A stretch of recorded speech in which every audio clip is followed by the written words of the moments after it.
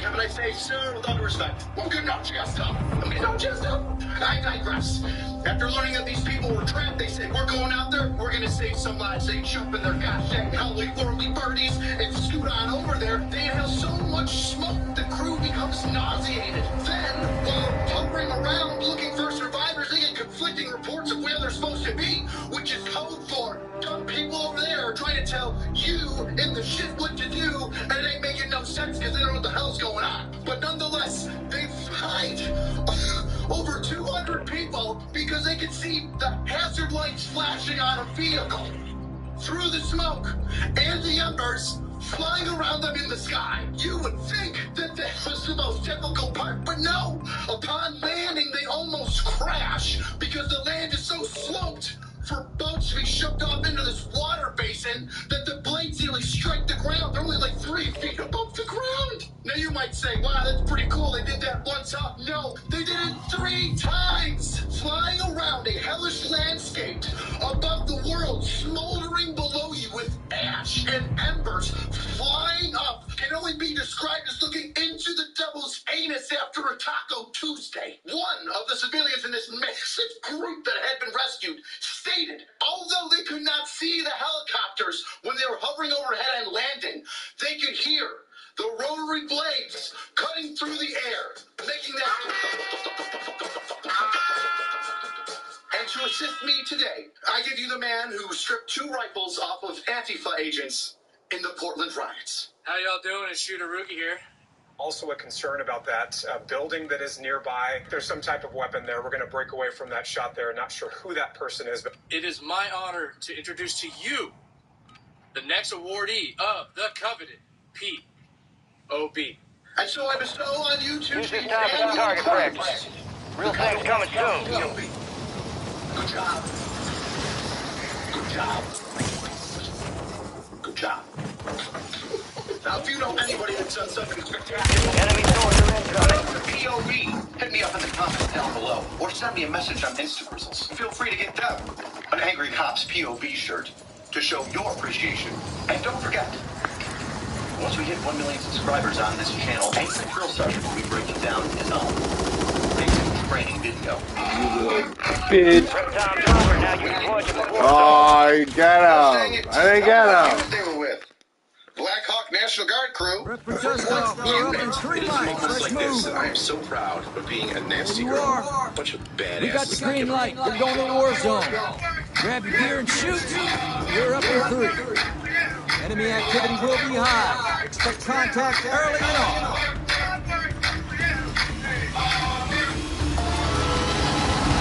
I'll see you on the other side.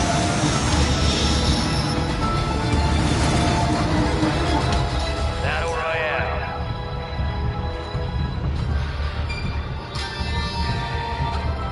Gas is closing on your position. Suggest you hightail it out of there.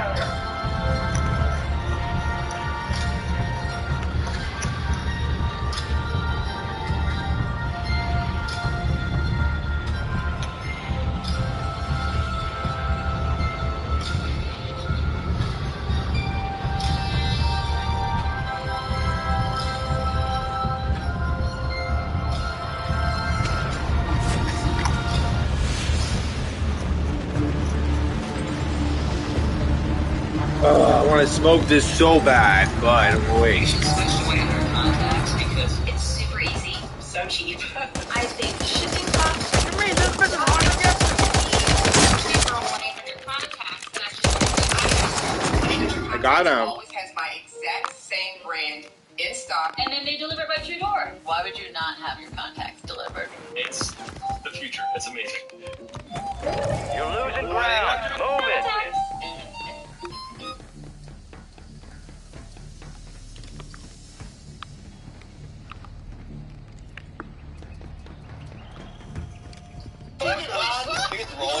Okay, what is Sergeant? People don't like New Yorkers, Richard. Yeah. Because you guys are pretentious. Yeah. 3 assholes ganging up on me. No, I'm serious.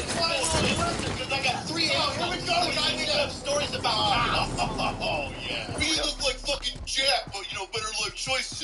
And I didn't say that. No, fucking Jizz over there did. Yeah, that's That's your Marine buddy. Gary. Oh, well, welcome to Free Range America. Are we on now? Yes, we started. We started during Ron, that. but you already fucked this up. Oh, you're still gonna start. God, I'm gonna headbutt you in the mouth.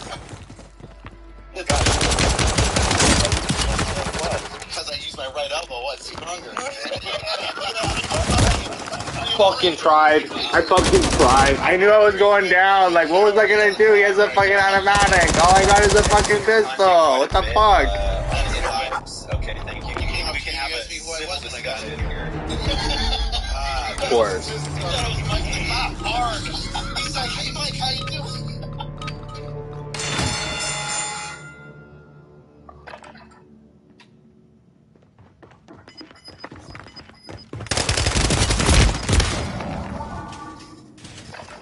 You gave it a solid try. Time to head back to base. It's a valiant effort. Keep your head up. Return to base for debrief.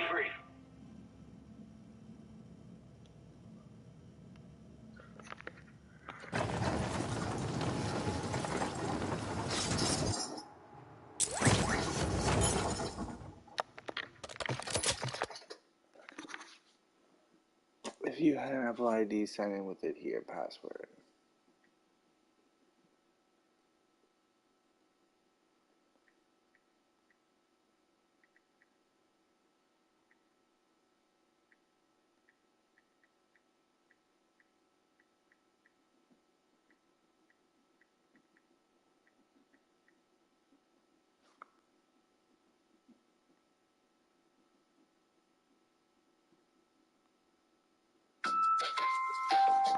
They're like, sign into your account. And I swear I've changed my password every day for the past, like, maybe like week. And it's like, every time they ask me for my password, I'm just like, go through this list, you know? And then I'm like, it's none of those passwords that I have. And it's like, I made up a new one, but I cannot remember what the password is. So then I just consistently just change it. So I've just been constantly... Did you know that Aragorn had a ring? Not He a had ring a of power ring. per se, but definitely a ring of great importance. He had a great look. importance ring. Hi everyone, this is Robert. Welcome to In Deep Geek. On this channel we cover Tolkien's legendary... His ring was good. Their ring was bad. You know what I mean? Do you know what I mean? Taiwan. Ball lightning. Do you like your balls lightning? Okay, Sauron, the Necromancer. Predator. He is a villain of many powers and forms. Oh. He is a shapeshifter, a master of both illusions and deception, and a craftsman of one of the greatest artifacts. He sounds in history. really Among his many tricky. names and titles This is sir one you're with speaking dark of. implications and possible Like, power. he is a great over dark the dead. magic. Today on Nerd of the Rings, we cover Sauron the Necromancer. Throughout the first and second ages I of thought he was a Arda, king. Sauron I didn't think he shows was a many necromancer. incredible abilities. We are told he is Lord of Werewolves, having created the monstrous creatures himself. He is a shapeshifter, taking the form of Check a your werewolf. gear and weapons. We'll be deploying shortly. Empire. He is a master of shadows and phantoms, using illusions and deceit. He uses his fair form and his cunning to manipulate great leaders of both men and elves, bringing about ruin and constructing his greatest weapon. However, there is another title Sauron is given in Tolkien's text, the Necromancer. But why does Sauron, during his time in Mirkwood, what powers over the dead does the Dark Lord exhibit? All stations, this is Shadow 01. Deployment to the war zone has been Does authorized. Sauron actually have any power over the dead? For those answers, Press for we'll look dust off, within the we're up in text, 3 the mics, real let's world move. outside the text, Here and we venture are. into the realm Head of shed history. gave the green light. We're deploying you to the front The lines. Second Age. You're up, He grab your abandons shoes. his physical form. Enemy and activity goes will into be hiding high. for over Expect 1,000 contact early and years. often. Around 1050 of the Third Age, Sauron has not only begun to regain his physical form, I'll see you on the other side. settling at the long-abandoned Amon Battle Royale. and building the fortress of Dol Guldur. Around around 50 years later, the wise, that is, the greatest elves and wizards of Middle-earth, learned of a known only as the Necromancer. For many long years, it is assumed this Necromancer was one of the Nazgul, which, while concerning, is much less so than its master returning. While we know a great deal about Sauron's actions and power during this time from things like the Lord of the Rings appendices, it's interesting to note that the title of Necromancer is used almost exclusively in The Hobbit, for reasons that we'll outline in a few moments. We first hear of the Necromancer when Gandalf and the dwarves are meeting in Bilbo's home after the wizard reveals the map key. Enemies are dropping into the area. Watch the skies. Your grandfather, said the wizard slowly and grimly, gave the map to Gandalf for safety before he went to the mine of Moria. Your father went away to try his luck with the map after your grandfather was killed, and lots of adventures of a most unpleasant sort he had, but he never got near the mountain. How he got there, I don't know, but I found him a prisoner in the dungeons of the Necromancer. Whatever were you doing there? Asked Thorin with a shudder, and all the dwarves shivered. Never you mind. I was finding things out, and a nasty, dangerous business it was. Even I, Gandalf, only just escaped. I tried to save your father, but it was too late. He was witless and wandering, and had forgotten almost everything except the map and the key. We have long ago paid the goblins of Moria, said Thorin. We must give up all the Necromancer. Don't be absurd. He is an enemy far beyond the powers of all the dwarves put together.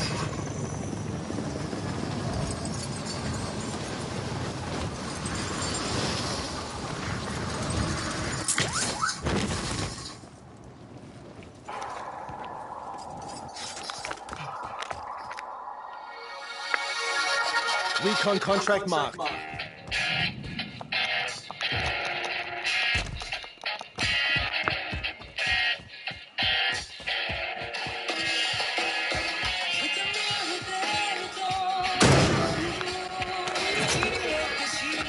like this intel reveals the location of the next gas spread. Get it to the designated uplink station for decryption. Hurry up.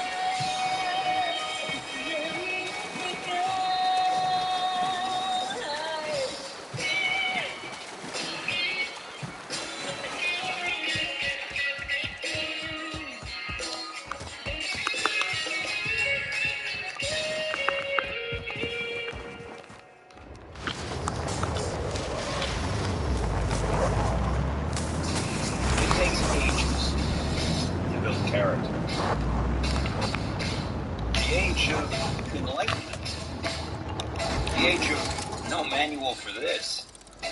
The age of going with the flow. The age of rekindled passion. Gibson's finest rare is aged for 12 years. Because it takes a long time to become who you are truly. You got a loadout drop inbound. Gibson's finest. One for the ages. Good connection. Set a perimeter till the transfer's done. Gas is moving in. New safe zone located.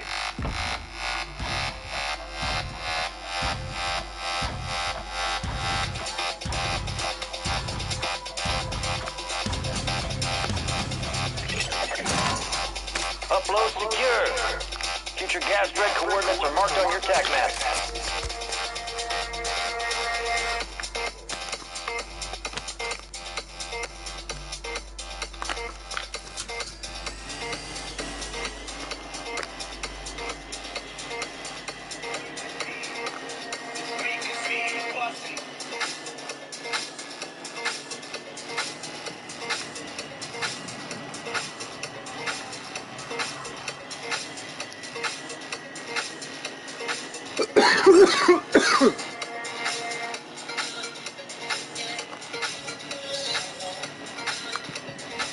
Gas is closing in.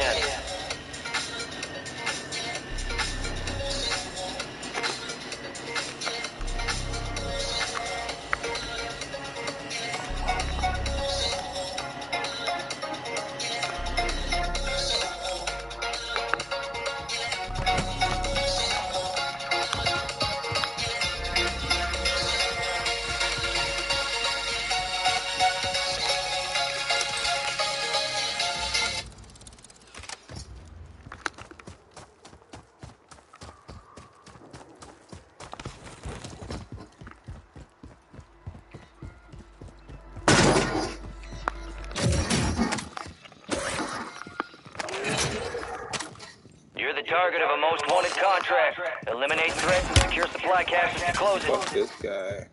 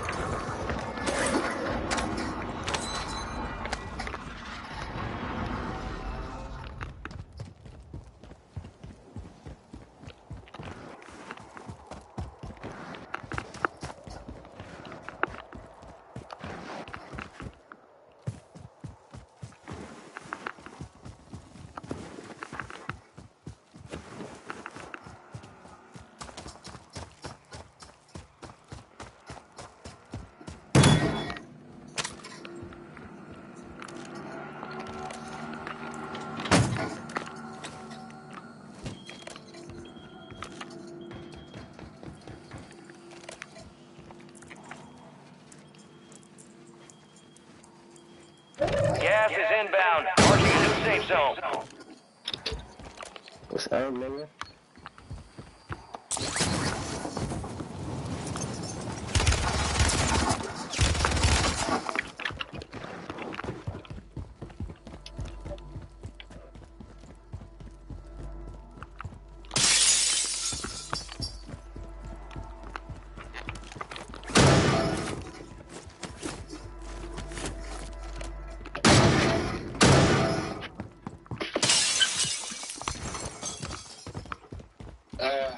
Right here. Hey, wait. Alright, then I'll be back.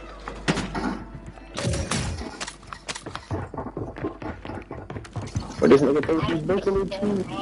Just a sock. You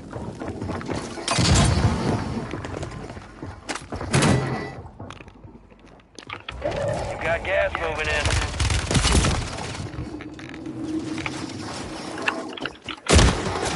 Fuck. The enemy took that one, but we'll get him back. Your squad will eliminate. Most wanted contract failed.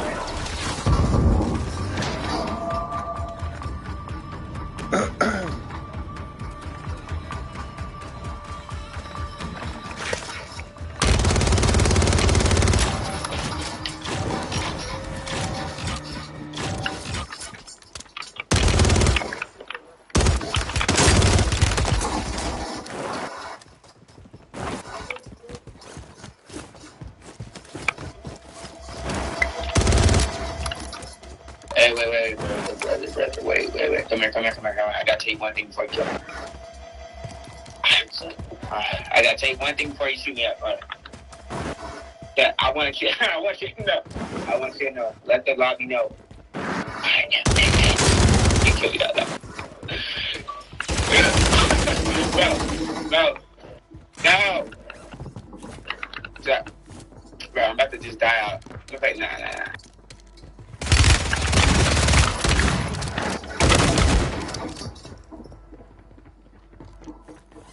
That's fun.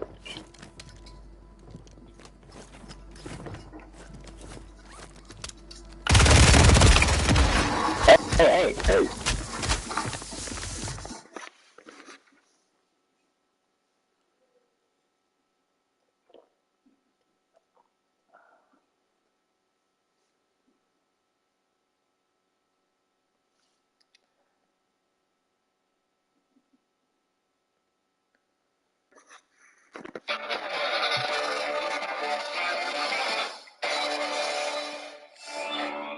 Which Canadian mattress in a box performs the best? Andy? Or Douglas. We tested them both to find out. A good mattress. Now, 2023 has been an almost agonizingly banger-packed year of games, no matter your platform of choice, with the PS5 serving up a slew of acclaimed exclusive titles like Horizon Forbidden West's DLC expansion Burning Shores, Final Fantasy XVI, Humanity, and Marvel's Spider-Man 2. And while you might suspect that 2024 doesn't have a hope in hell of beating possibly stacked a year as this platter of PS5 exclusive games due to drop over the next 12 months should make you consider otherwise. With this in mind, I'm Jules, this is FGS, and these are 9 of the best upcoming PS5 games of 2024. Number 9, Helldivers 2. 2015's acclaimed top-down shooter Helldivers is finally getting a sequel, though in a move sure to prove a teensy bit divisive with fans, is also switching things up to a third-person perspective.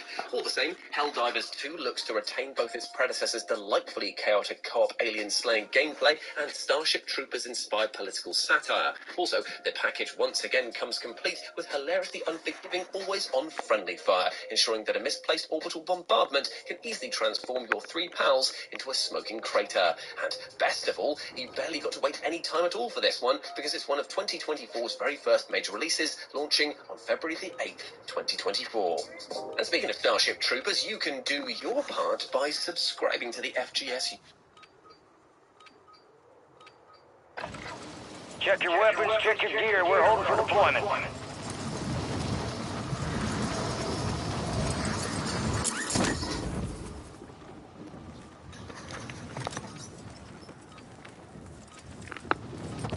Enemies dropping into the AO.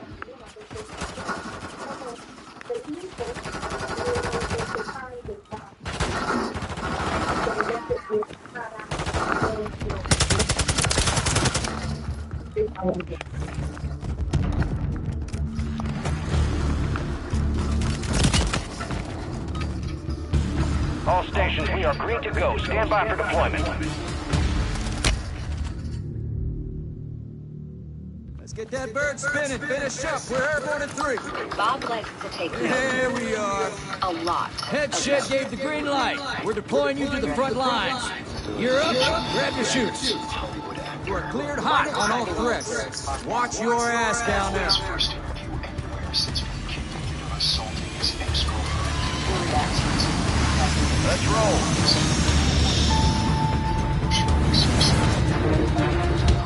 Battle Royale. Breaks this Monday morning. Think you'll ever work in Hollywood again? Gas is approaching on your position. Move to the safe zone.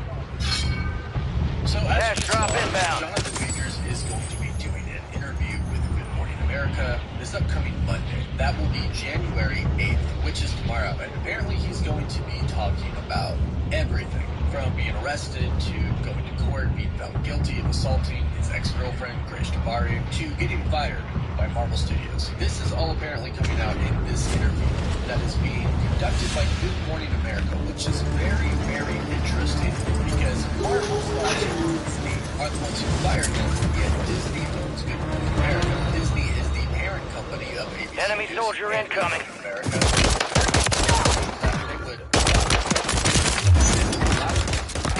Segment of Good Morning America, his own interview, talking about everything that happened. Now, of course, we're talking about this because it ties into him being Kang the Conqueror, or at least he was Kang the Conqueror. Now, obviously, he's not. Marvel Studios has fired him, but one of the biggest questions that people have been asking since he was found guilty and since he was fired by Marvel is, what if he appeals? What if he appeals, which he most likely is going to, and what if he wins? What if he appeals and brings up some specific points or errors that might have occurred in the trial, and it turns around, they decide he's not guilty, that he didn't assault his ex-girlfriend Grace Jabari, or, and I've even heard one lawyer state this, that if he did indeed hurt her in trying to retrieve his phone, in New York, that's actually, according to this lawyer, under law allowed because she took his property and he is allowed to use forces to get that back. Full disclosure, I am not an attorney. This is something I saw an attorney say on the news. The point of mentioning that is there are things that they could bring up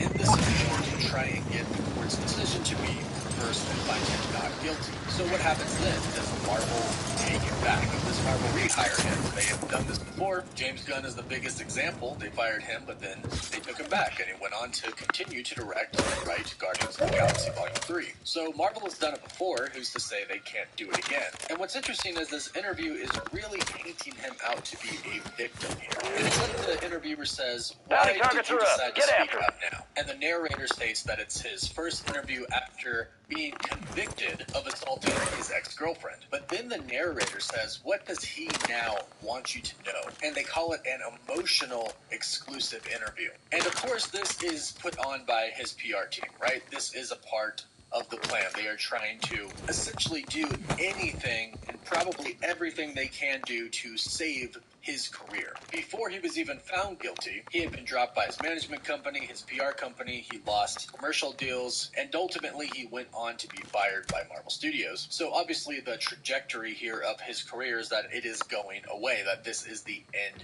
of his career. So this is definitely put on by his PR team to try and salvage anything that they possibly can and tell his side of the story, because he never testified in court. He never said anything. He didn't take the stand, not one time. But now they're basically stating that he's going to tell us his side of the story. And what is the purpose of this? Well, like I mentioned, it's to announces in this interview that he is going to appeal. But this segment, this interview, is most likely to try and get the public's opinion kind of back to favor him again. He's most likely going to talk about how his career has essentially been ruined because of this. Now, the last question that the interviewer asks is, do you think you'll ever work in Hollywood again? Which, of course, he wants to. He was in the prime of his career when this all happened, playing the big bad of the saga of the Marvel Cinematic Universe for Marvel Studios. That's huge. Creed 3 was huge for him. He was an Emmy nominee for Lovecraft Country for Outstanding Lead Actor in a Drama Series. He was a nominee for the 2023 NAACP for Devotion. His career was skyrocketing before all of this went down in March. So really, this is going to be kind of his plea, I believe, to Hollywood to hear his side of the story so he could eventually go back and work as an actor again. This is clearly his passion. This is clearly what he has devoted his life to. So it makes sense that his PR team would do this. But again, the only thing that doesn't really make sense here is that ABC, Good Morning America, is owned by Disney. So Disney is essentially giving him a shot at this, a shot at trying to kind of get the public on his side. Despite the fact that they fired him, they're still trying to give him a shot at explaining his side of the story. And of course, his reaction to the trial and the arrest and everything. Because again, since he got arrested, we really haven't heard anything from him. It's all come from his legal team. His lawyer was the one that continued to state that he was actually the victim in this, but he himself hasn't really spoken up. So as advertised in this Good Morning America clip, this is really going to be the first time that he's spoken up about this entire situation kind of since it's happened. And what's interesting is I've heard a few people already online that this could be really a part of Disney's plan so they could ultimately go on later down the road to recast him as King the Conqueror. There have been a lot of reports recently stating that Marvel Studios is looking... When you wash your body, do you use a moldy loofah, a dirty washcloth, or that guy that just uses their hands while only scrubbing your pits and privates? I'm talking to you. Get the Body Buffer by Manscaped. A body scrubber designed with 100% antibacterial silicone that will have you feeling cleaner and smoother all over. The muscle-lengthened bristles help gently exfoliate your body while removing dead skin, reducing grown hairs, and build up that big lather. Its ergonomic design and no-slip handle ensures easy maneuvering through those hard-to-reach areas.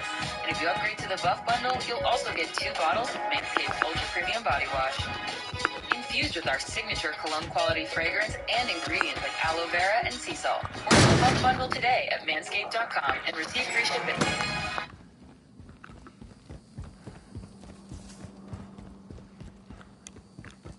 A brave and beautiful trans woman has taken gold in the female competition, winning in every single event by wide margins.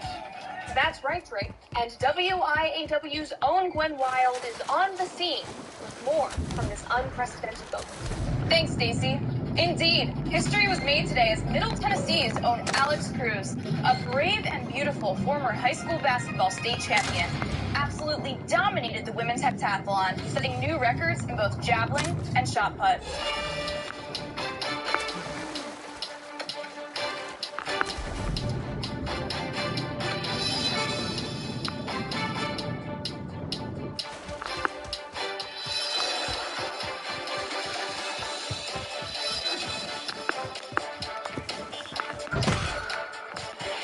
Enemy squad's hunting you. Stay sharp.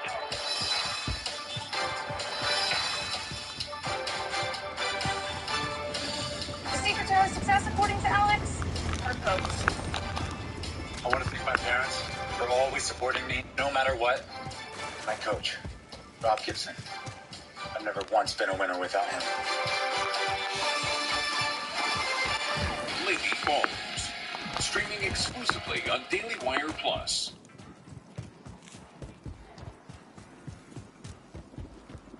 To recast Jonathan Majors as Conqueror, which is obviously true. But we've heard a lot of Gas reports is closing recently in. that Get to state the new that safe Marvel zone. Studios has actors in mind who they want to play and could have already possibly met with them. But Justin Kroll from Deadline tweeted this a couple of days ago on January 5th. He said, "See a lot of who will play Kang next, and who is the top contender for Kang comments this week. And all I'll say is this. Don't expect that news anytime soon. There will be plenty of Marvel breaks in the coming Contract weeks here. on various fronts, but don't hold your breath on that one." He continued to state, "This isn't dismissing any rumors in the league about potential contenders for the role. I don't have any intel on those being true or not true. Just letting you know. If I were betting what gets announced first, Tracking a Kang or high-value Field, target. I'd put This is money high on risk, the high Field." reward. So this week it was announced that Coleman Domingo was one of the potential actors that Marvel Studios was looking at to replace Jonathan Majors as Kang. This is obviously the other rumors that he was talking about. But from what he said, based off of what he seemingly knows, it sounds like Marvel Studios isn't going to recast anytime soon. Perhaps they are giving this a little bit of time. Gas is The moving. speculation is right now is that Disney All bounty targets destroyed. Hell of a job. is giving him this opportunity to share his side of the story to try to get the public kind of to feel sorry for him and maybe even a little bit on his side. That way, if they do decide to recast him as Kang the Conqueror at any point in time, they won't get that much backlash for it. And in fact, maybe even some people will welcome him being recast as Kang the Conqueror. Now, having said that, it probably will only happen to be appeals. There's a bounty on your head. Eliminate enemies and secure supply caches to get rid of it. As is, Marvel Studios most likely won't rehire him. But again, a lot of people are really pointing out the irony of essentially Disney firing him, but then allowing him to tell his side of the story. And it is certainly interesting, and I am very curious to see what is going to be said, what is going to come to light in this interview that is going to happen tomorrow. I'll definitely be covering it, so be sure to subscribe and hit that notification bell so you don't miss out on that video. And of course, we're doing our monthly giveaway for chance to win Xbox Series X, a PS5, Marvel Legends items, or some DC items. All you gotta do is subscribe and leave a comment down below. You can find us on Instagram and Twitter, and as always, thank you all so much for watching. Woof woof.